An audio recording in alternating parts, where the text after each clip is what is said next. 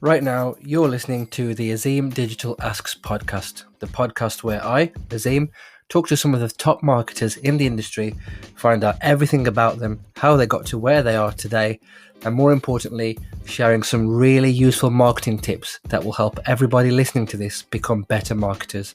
Stay tuned for another great episode.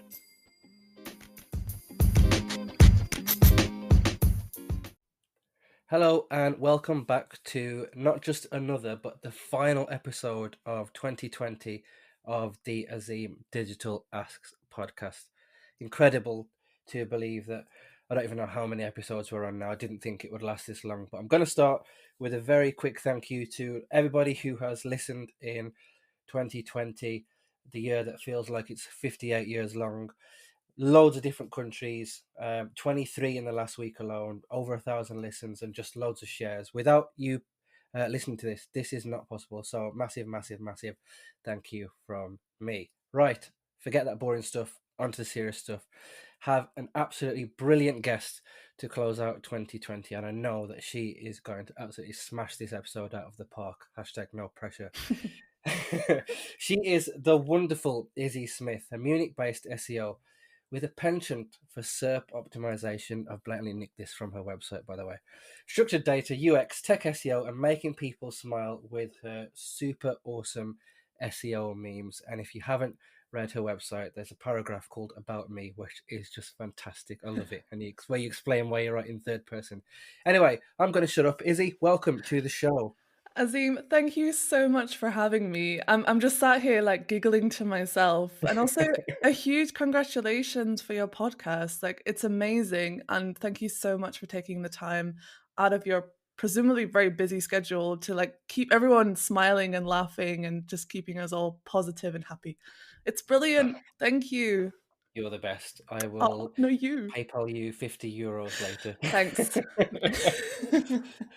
Also, as I promised, I am going to absolutely apologise. It will mean nothing to the listeners, but for you, we had to reschedule this recording because of life and COVID. And that's one of the shit things about this. But I'm double excited now to talk to you. Yeah, don't worry about it. All good. Let us roll. Mm-hmm. I'm going to start, as we do, bit of a random icebreaker, and I'm very curious to hear your answer on this. So, Izzy, let's say you win the lottery next week and you don't have to work anymore. How would you plan to spend your time? That would be an amazing Christmas gift, right? Oh, wow. Okay, first of all, obviously, I'd buy a house for my mum because, yeah, she's amazing and every mum deserves a nice bungalow. Just get her a little bungalow. She'll be fine with that. Okay, I think even if I didn't have to work anymore, I'd still really want to be involved with SEO and with the community because it just keeps me smiling. It's an amazing part of being an SEO, right? All the people there, all the great conferences when they're in person. As I mean, I still love virtual conferences too, but maybe we'll talk about those later. I think, yeah, and it's always amazing to have a purpose like this. So maybe I'd open some kind of SEO school. That sounds really bad. Oh no, I know what I'd do.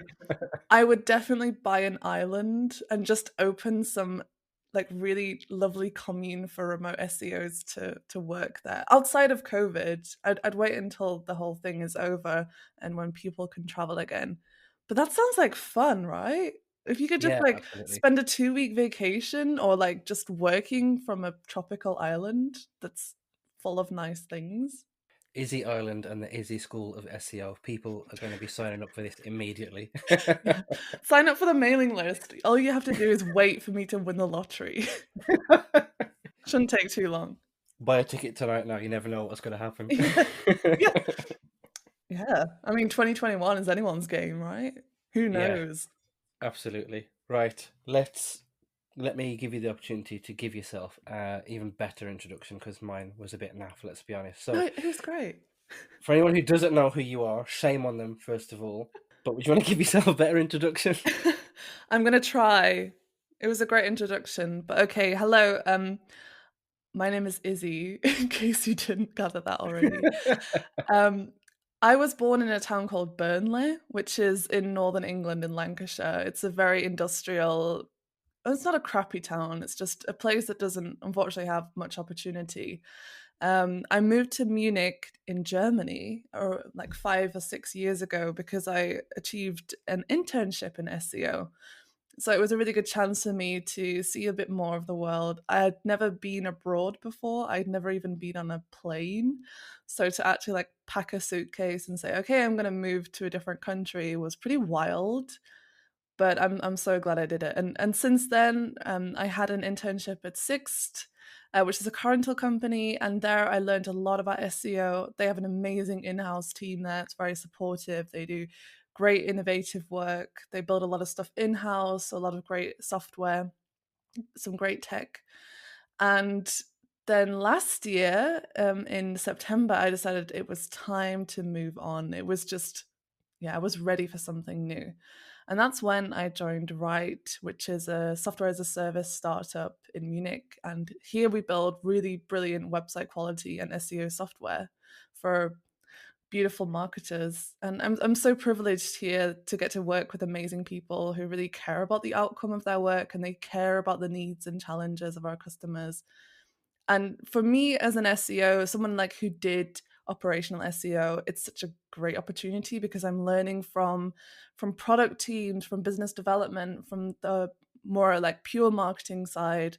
So it's really great to get out there and really develop more skills. And I've had a brilliant year so far. As well as that, I occasionally speak at conferences and do that sort of stuff as well. Oh, do you? Never seen you talk. Sometimes, yeah, maybe once every 10 years.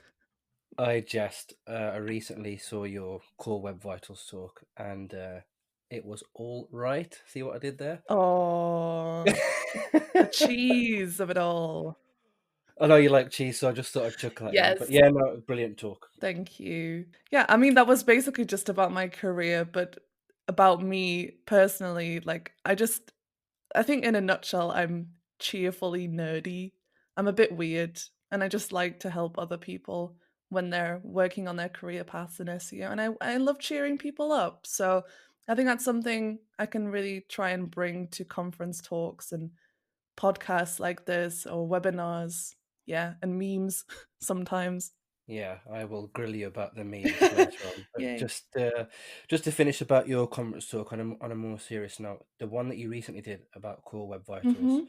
and I just think your talks in general, what's so good about them is that it doesn't matter if you've been in the industry for like 1 day or 10 years, you make it so accessible, you present it in such a way that there's loads of different takeaways for people, and you just sit there like, I'm so glad when they say when it's virtual and you can get the recording, because otherwise my hand would drop off making furious Oh, notes. thank you so much for saying that. Like, I'm very emotional today. I feel like I'm going to cry now because that's exactly what I aim for when I make these talks. It's like I want to make it so that people can learn it no matter their current experience. So, thank you. Yeah, you're awesome. But I'll stop because I don't want tears on this I know. podcast. I'm on the verge. Right, let's go right back to the start, maybe even back to Burnley, as you mentioned earlier. Burnley. When did you realize that, you know what, I'm going to get into marketing? What was that moment for you? Oh. Oh, it's a very interesting question because I was really lost in my career decision making since I was a child. Like, as we all do as kids, we dream up of fancy jobs. Like, what was yours? What was your dream job, Azeem? Mine is dead random, and don't judge me on this, but I kind of wanted to be an astronaut just to see what Yeah, space was like. exactly. Like as kids, we're dreaming, and it doesn't matter. There's no like weird, oh, sorry, like more expectations. You're really just thinking outside the box. And in my hometown, like I said, there's not that much opportunity. It was very normal, like to become a teacher or to work in the healthcare industry, which is amazing. But I wanted something like incredibly creative, and I wanted to be a journalist. So I studied journalism at university, and my parents were like, "That's just going to amount in nothing." Basically, like they're very supportive but realistic people, which is fair enough. And then when I graduated, I was like, actually, I really don't want to be a journalist. I should have thought about this a bit more. And then I considered maybe I can use some of these skills in marketing because I learned how to write copy, I learned how to publish content and create different types of media. So that was really like a good edge into marketing. And then I discovered something called SEO, which sounded perfect because also in my in my bachelor's degree, I created my own website as a portfolio for my photography and for my writing. So I knew a bit of bit of stuff on HTML and CSS. So SEO was that perfect combination of creativity and bringing some like technical skills to the table. And that's why I applied for an internship far away from Burnley in SEO. Awesome. Yeah. Right. Keep that in mind, and then imagine you could jump into a time machine now and you can go back to when you very first started, day one in the industry. But Yeah. this time around, you have all the knowledge that you've got now. What advice do you think that you would give to yourself on day one? Okay. I think when it comes to technical SEO, let's say, because that's something that I'm very interested in, and I love learning more because it's so vast in technical SEO. Like, I think usually they expect you to have come from a web development background, which is, I mean, lies.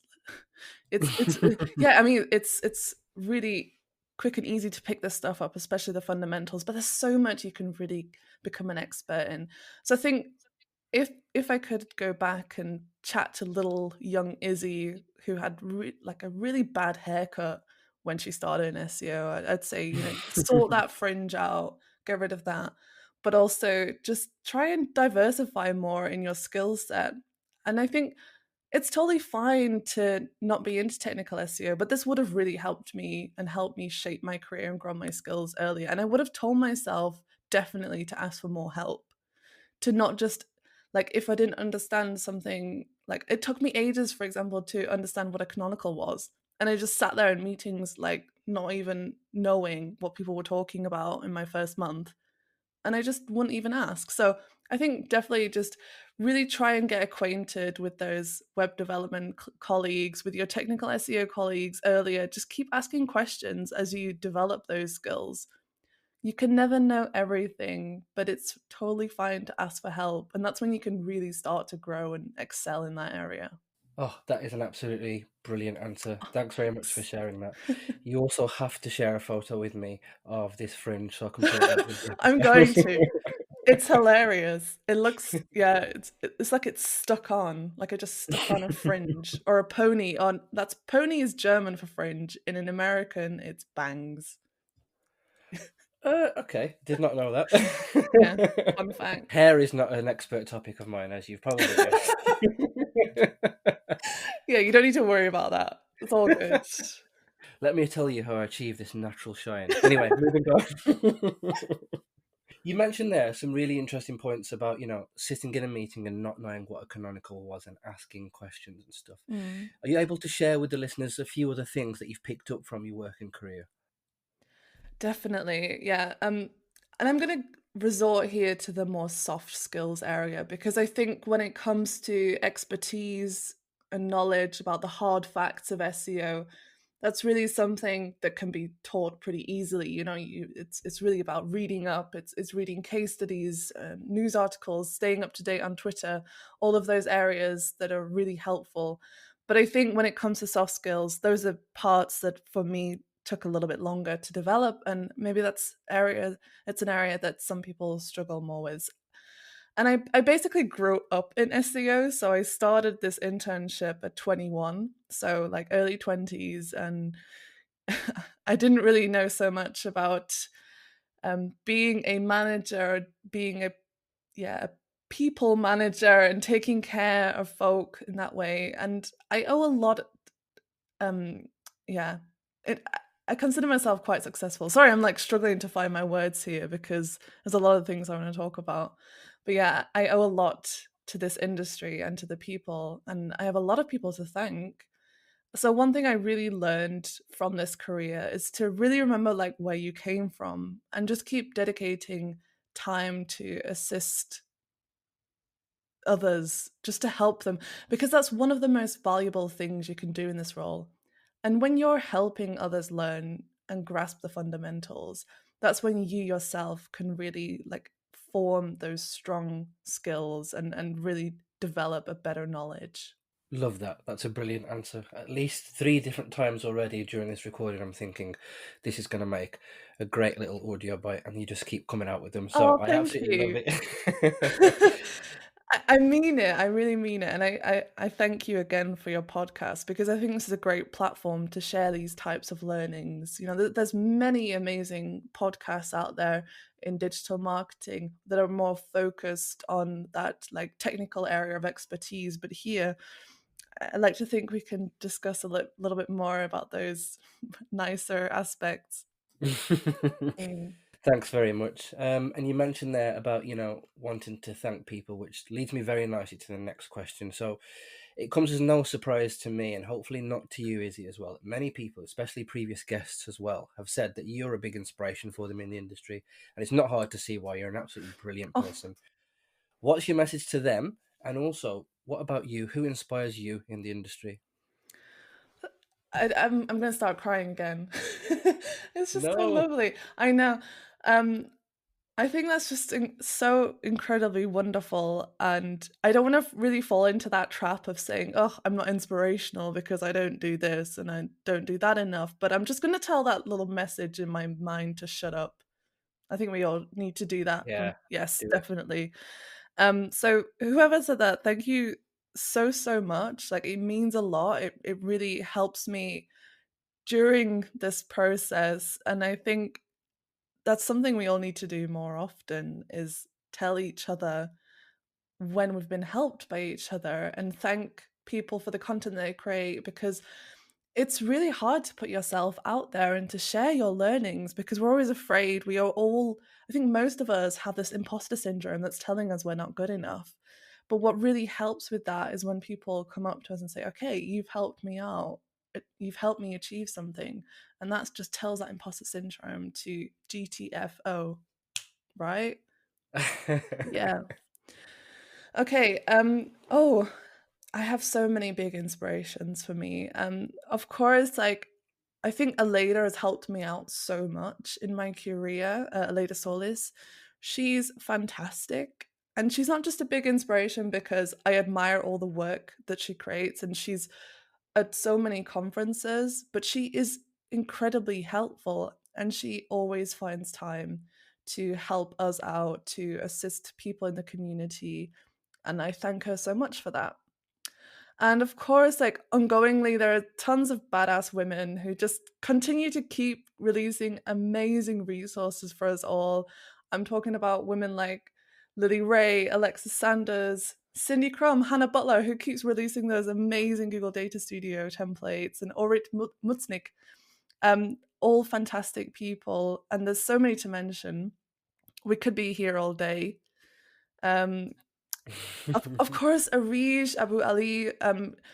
Thank you so much to her for helping to elevate all the amazing female identifying SEOs out there. In the future, I really want to focus more of my time on releasing helpful resources and talks, but I also want to dedicate some of that time to empowering more of those deserving, brilliant humans in our industry. And it's people like that who really just inspire me and keep me motivated to keep going. Awesome. I am sure they will all be super appreciative of the mention there. Yeah. I think that was probably the right time to mention. I was going to say this at the end of the episode, but you've led me nicely to it. I remember when we met in person at Brighton SEO, right? Which Hmm. seems like so long I ago when, know how in sad. person conferences. You were super, super supportive of me, really kind, made me feel super comfortable. I was dead, dead nervous. That was my first like in person conference talk, Yeah. and I had all these little stupid voices in my head, but literally you took the time, to be really nice, really supportive, and you're one of the many people who, I will always be super, super grateful for. So from me, massive thank you. You're an absolute legend. Oh, of And it course. really means a lot to me. Thank you so much. And you did amazing, so come on. I will not listen back to that because then it's super critical. I'm going to do one more really shit pun and then I'll stop, I promise. So, right now, You're right. See what I did there? I get this every day. What's the biggest challenge that you've got now with your current role? How are Mm. you gonna get past it? How are you gonna overcome that? Yeah, I think this year something that has been pretty challenging for me was the whole virtual conference area. So Yeah, a big part of my role at Right is to, spread the word and to share our learnings with the industry, and that means like speaking at conferences. And I was really happy because it meant that I could travel more, I could meet more people at these physical conferences. And when you work in-house, maybe it's not very important for that company to send you to those conferences. So in this case, like I was really excited for that challenge. And now we have, of course, virtual conferences, which I think is a really good alternative to not being able to travel and to meet people or to learn from physical conferences. But for me, it's been pretty difficult. And that's because I also get incredibly nervous.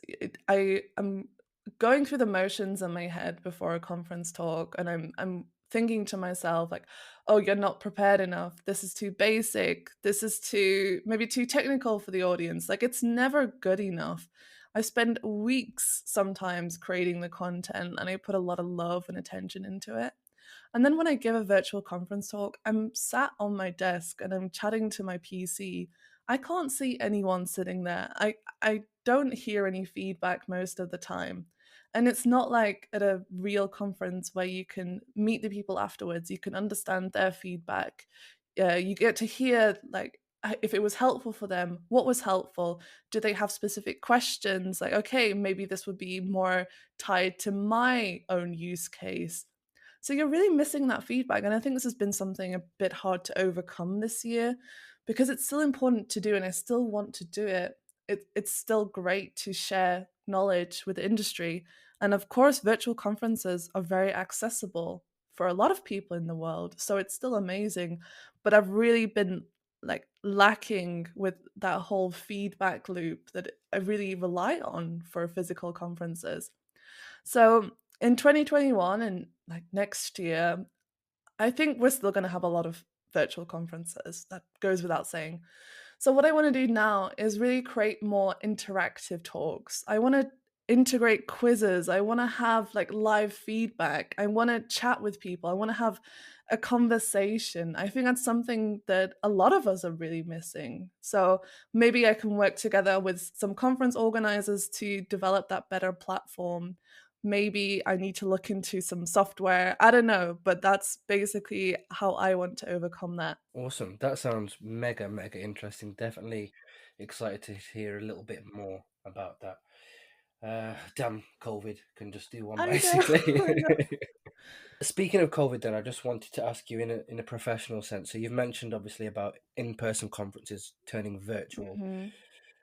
What about your work life? How has COVID affected you professionally? How have you responded to that? So I consider myself an ambivert. So I have parts of me that are extroverted and parts of me that are introverted.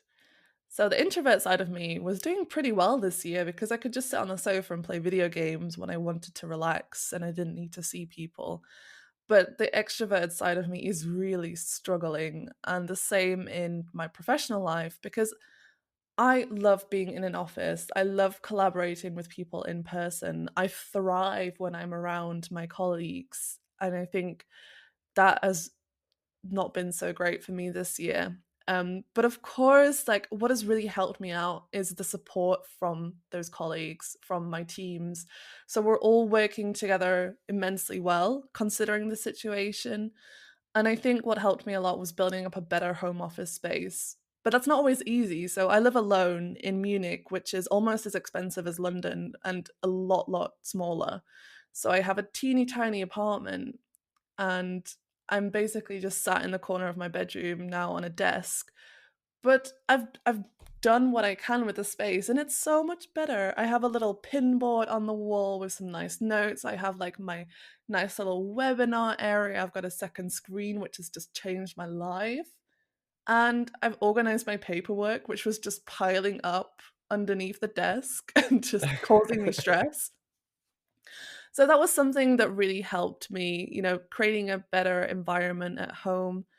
And I think for those of you who, like me, are really struggling when it comes to remote working, because a lot of people are big fans of remote working, which is great, but some of us aren't. I think it's important to keep organizing social catch ups with your colleagues. So, what we do at Right is we have board game nights, we have little banana breaks. So, we sounds funny, but we'll have like a Google Hangout and we'll eat bananas and chat and catch up over 15 minutes every now and then, like over the day. We recently had our Christmas party virtually, and we had a lot of fun games and presentations. And it's that is going to just keep everyone connected, keep people chatting together, hanging out together so they can work together better and not feel so alone and so, yeah, isolated from everyone. I think it's incredibly important. Yeah, absolutely. It sounds like you've had to do a lot of adapting and a lot of learning, and there's definitely going to be some tips in there that people will listen and think, you know what, I'm going to do that. Even the banana breaks sounds awesome. It's so fun, and also the board game nights. So there's a lot of, like, games online that you can play together, and you don't just need to sit in a Google Hangout and stare at each other's faces and have that awkward dynamic. You could play something together, which is really good fun, so definitely recommend that. Awesome. Speaking of sort of learning and staying on top of things, I wanted to like ask you about yourself. So this industry is ever changing, right? There's always things changing and things to Mhm. stay on top of. So how do you do that? What's your method? How do you continue to learn and gain knowledge in order to keep on top or in line with everything that's going on? So these days, I have a number of outlets that I'm checking quite often. I'm pretty active on Twitter. I think it's a great place just to stay on top of industry news because you have a lot of amazing publications and people who are sharing quite frequently. So I don't post that often, and you don't need to. You can just lurk in the background and learn from others. So definitely recommend that. And I'd say like every month or so, there's a lot of those roundup posts that are sharing like all those great industry experts to follow on Twitter. So definitely recommend that social network platform. Even if you're not a big fan of Twitter like myself, you can just use it for hunting down SEO secrets. As well as that, I really love Aleda's weekly newsletter, SEO FOMO. That comes in every Monday morning, and I'm just sat there with my coffee, catching up on everything. It's brilliant, it's snackable. There's also a lot of great industry resources out there, like Search Engine Journal, Search Engine Land, Search Engine Roundtable, all the search engine things. And Spark Toro is great to catch in on every now and then. So seeing what's trending in the digital marketing world. But and I'm going to keep referring back to the whole conference thing. I think that was a really great way for me to accelerate my knowledge because when I started as a speaker, I got to attend more conferences and I got to chat with more industry experts as well in a more comfortable environment. So as soon as this whole thing is over, or even now, like do yourself a favor and start putting yourself out there if you want to speak at these virtual conferences. I can really recommend that because you're just going to, if it's a paid conference, you're going to get a free ticket to attend so you can watch those other talks and you can also get to meet some great people. Awesome. Yeah, couldn't agree more. It's an Yay. absolutely great resource, and it's really good for networking too. Like you've mentioned, great way to meet other speakers and just Absolutely, yeah. pick their brains. Mhm. Moving on, then, I am going to flip from the positive and talk about the negative temporarily, Mhm. specifically about failure. So, what do you think in the last 12 months has been the biggest failure for you, and why do you think that it happened? Hmm. I'm going to mention something that was a little bit over 12 months, so it's around a year and a bit, a year and 2 months ago. That's Okay. fine. Yeah. Yeah, go for it. So when I left Sixth, I had the plan to go freelance, and it was a complete failure. I thought I'd done all the research. I thought I'd read up enough on it. I'd thought long and hard about this career change. I wanted to be somehow self sufficient, taking care of myself. and doing all of that necessary paperwork and finding my own clients, just living for myself, basically. But I was very unprepared and it did not go well. Like, luckily, I chatted with Wright, and that's when I started working for them. But basically, like, I was unprepared. Like, I didn't have any savings, which was not good. I was very unaware of German bureaucracy. I don't even think Germans are fully in the know when it comes to that stuff because it is horrendous. So, and I was reading up about it in regards to the US and the UK, mainly the UK, which would have been a lot easier because I speak English and I don't speak German. I had a lot of great support from some German friends. So, like Niels Kattau, one of my best friends, Sabina also helped out.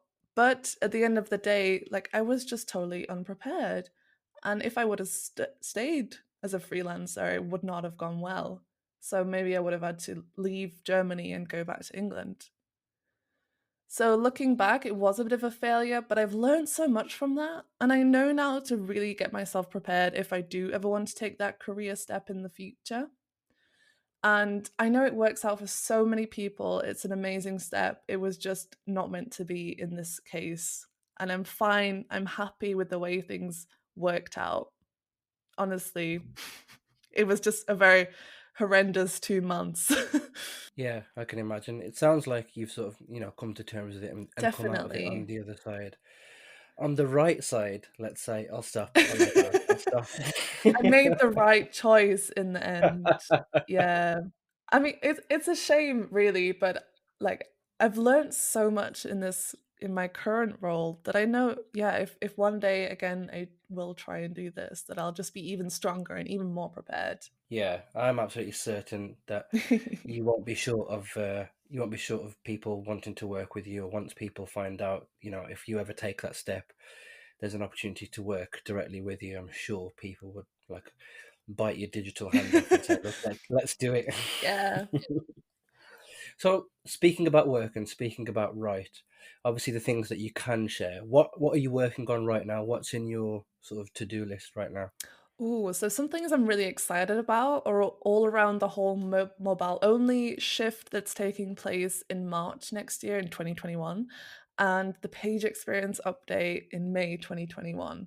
So I've been working on a lot of content around those areas. So you saw my webinar this week. Thanks so much for attending. I published the slides this week, but I still want to do a lot more analyses and case studies in those areas. So to really help maybe smaller businesses or more inexperienced SEOs figure out their websites before the update so that they're properly prepared. I'd really love to be working on to get those underway in Q1. And on the other side, so the non-professional area, obviously there's other projects that I can't mention right now, but I'm excited to share them with you in the future. Ah. Yeah, I know.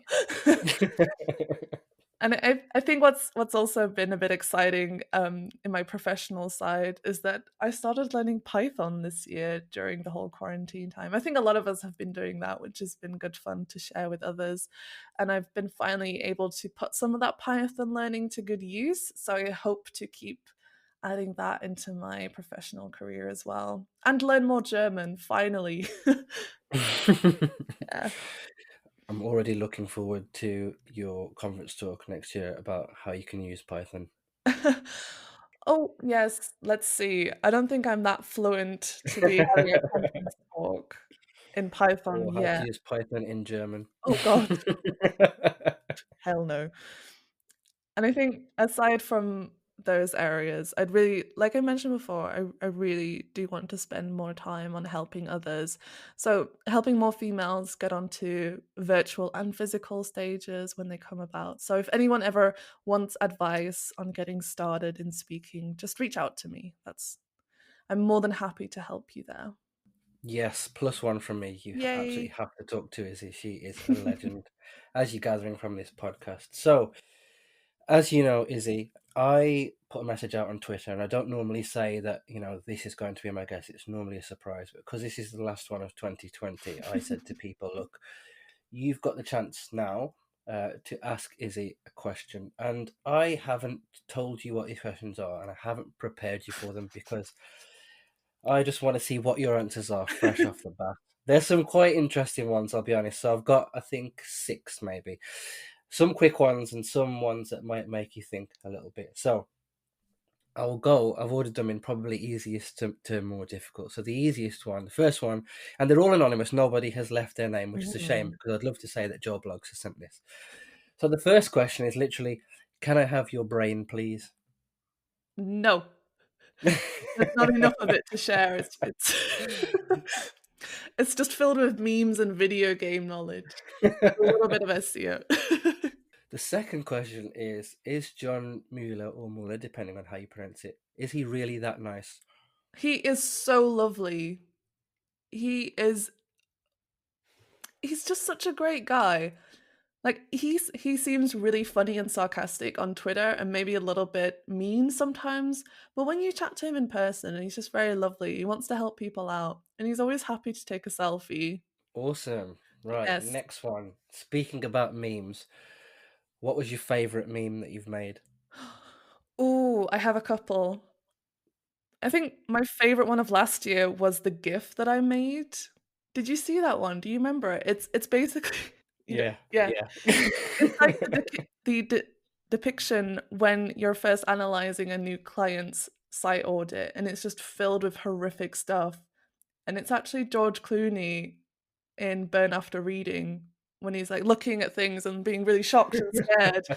Yeah. And then it's a load of I can't explain it. It's really hard to explain memes. But maybe you can mention my SEO meme page and send people there. Oh yeah, It's on absolutely. there.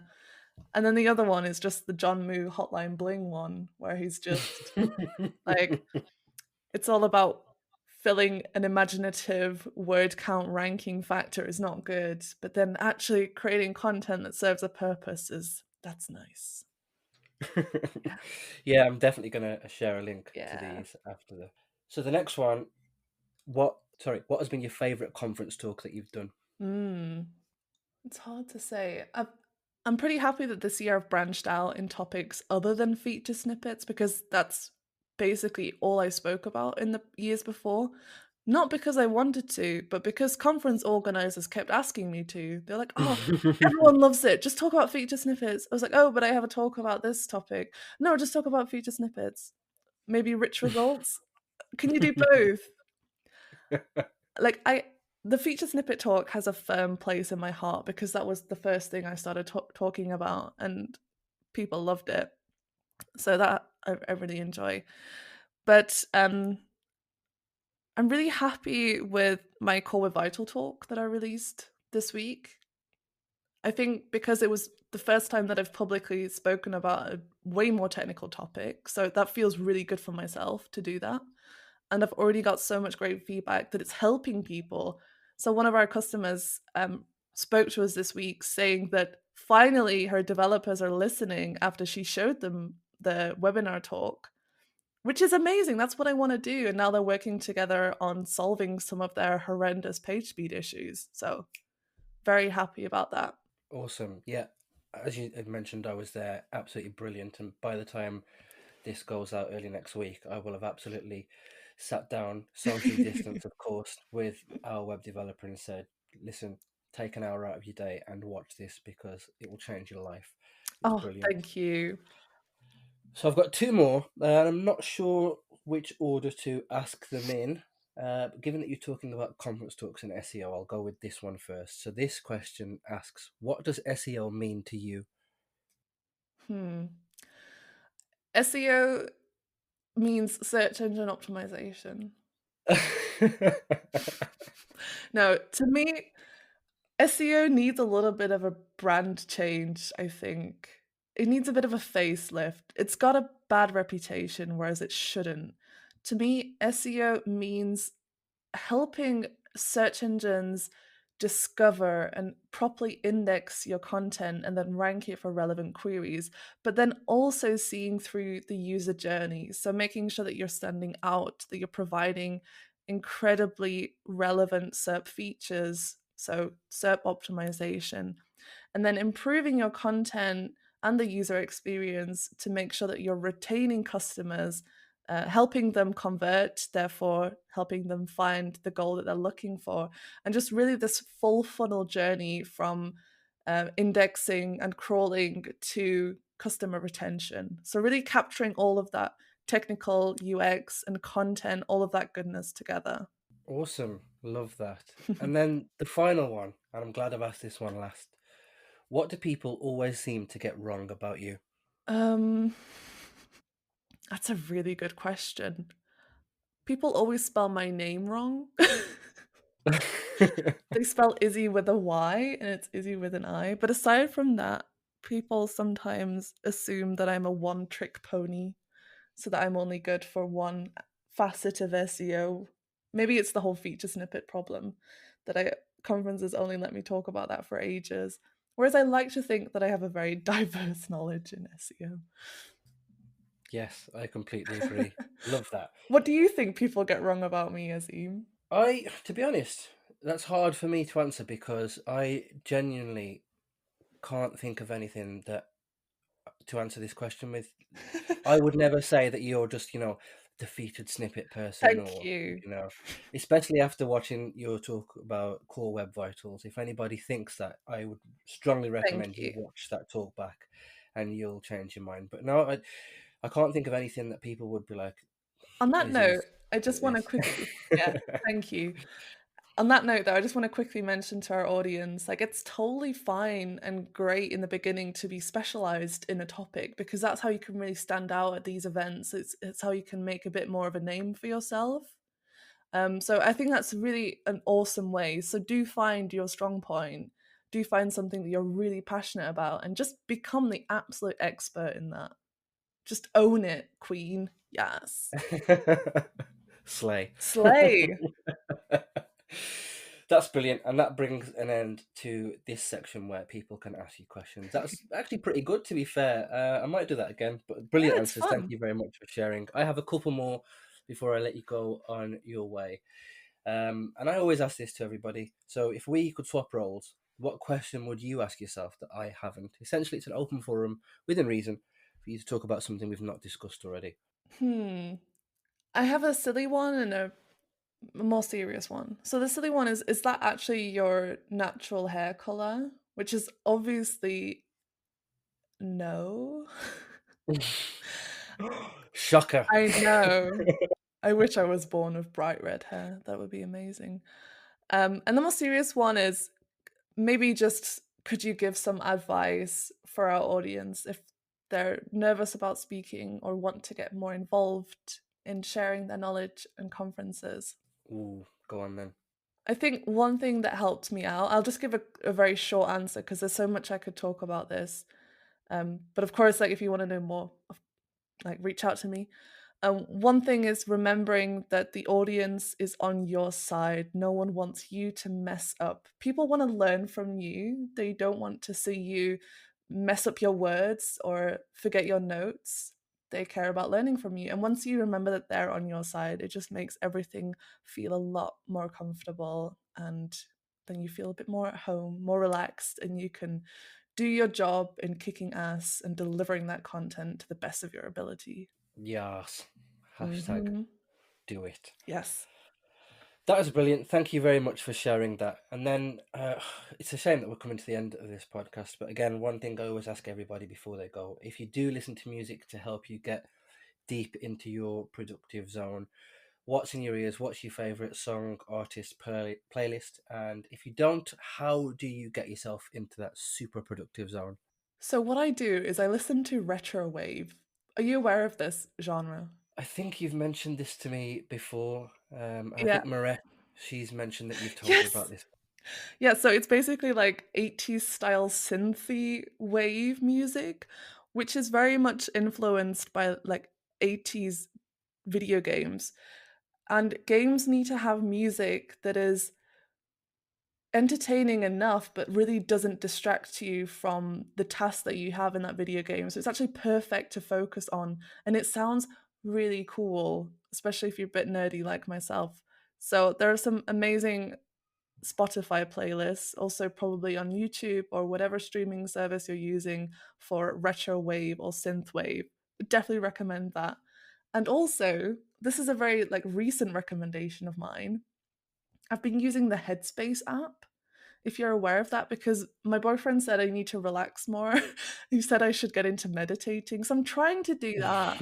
Yeah. Because I have a tendency of maybe being a bit dramatic sometimes. I think we all can. So he recommended that I try meditating, but they also have some amazing focus playlists on there. There's also one by Hans Zimmer, which is really cool. And I just put it on, into my work, into some Google Search Console analysis, and yeah, all good. Yeah, awesome. I've only tried Headspace during the summer, Mm-hmm. and oh God, how do I describe this? I listened to it whilst running, so they partnered up with Nike or Ah, Nike, depending on how you pronounce it, to produce like some guided runs, and it was great, but oh, so great that I was like, they said something, and it really made me think this is actually true. They were talking about how listening to them guiding you through the run makes you switch off from the physical action that your body's doing of running and that exertion. And they were mm. saying that right at the end, and I was like, do you know what? I don't actually feel like I've ran just because I was listening and concentrating, and I was like, this is pretty good. And then I did that a couple of times, and then the weather just got too cold or too bad, Yeah. and I never followed it up, which is a shame. Oh, that sounds like a great tip though. And kind of related to that, but not so much because I don't really do running or any physical movement. But they have these sleep casts, which is kind of like a nice story that is told in a soft voice with some like background music or some background sounds that really help you relax. And this is so good for me because I'm paying attention to the story when I'm trying to sleep, which is, it's very calming. And that way my head's not running around in circles and thinking about what I'm doing tomorrow and like what I forgot to do and some SEO things that I want to add and all sorts of stuff. So that's like really helpful for me to just calm down a bit in the evening. Awesome. Mm, Thank you very much for sharing that. I'm going to have to go back and check this out. yeah. Just before I let you go, then, where can people find out more about you? How can they get in touch? What's the best way to reach you? Sure. I think the best way to reach me is on Twitter. So you can follow me via Izzy on Fire. That's Izzy Izzi, not Izzy. And you can also check out my pretty horrendous website, but at the moment it's pretty speedy because of some recent optimizations, and that is at izzysmith.com. Awesome. Izzy, thank you very much for being a brilliant guest. Really enjoyed this It was so episode. fun. Already, yay! Yeah. Already looking forward to listening back to this when I get to edit it. The last word, so no pressure, the last word on this podcast and the last word of 2020 on this podcast goes to you. So take it away. Yay. Oh, the last word. Do I have to say something now? Yeah, something really inspiring that's going to make Oh, people feel really invigorated, full of life, ready to start 2021 I'm not full of prepared for beans. this, but okay. Good. Hey everyone, 2020 was such a terrible year. Hopefully, it wasn't as bad as it could have been, but don't worry. Like, honestly, it's fine to feel not okay, but we're gonna get through this together. Next year is gonna be our year. Promise.